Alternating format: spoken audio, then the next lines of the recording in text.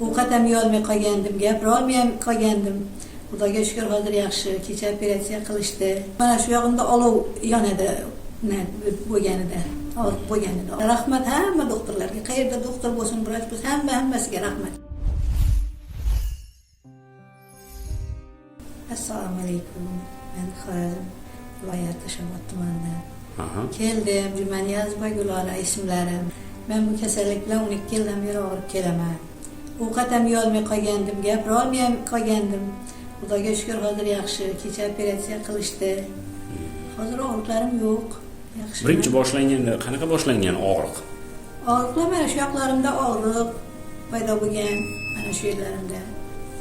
Sanchishlar, lo'qqillab og'rishlar, olov rasm mana shu yog'imda olov yonadi, bo'lganida, og'riq bo'lganida olov bo'lib.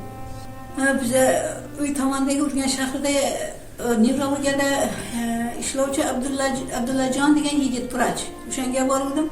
Sizga opa bir maslahatim o'sha Andijonga ham borib ko'ring. Hozir hamma shu yerga borib nima qilib turibdi, davo topib turibdi degan gapni aytishdi bizga. O'sha yigit orqali ham keldik, shu yigit orqali ham. Endi internetlarni tutishdi bolalar, nima qilishdi, ish qilib topib keldik. 2 kunida yig'lab o'tirdim. Umuman hech qanaqa nima yo'q. Meni olib borib ko'mib kelinglar deyman. Bir gap bo'lgan, boshqa gap aytmayman. Mana cholimga ham shunday deyman.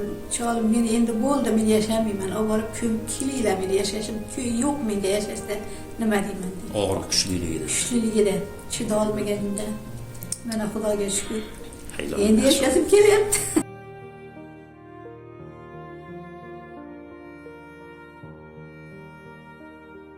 Amin. Allohim shu bizni dardimizga darmon beruvchi vrachlarimiz, avvalambor Allohim qolaversa o'sha vrachlarimiz uzoq umr kengaytirib ko'rishsin.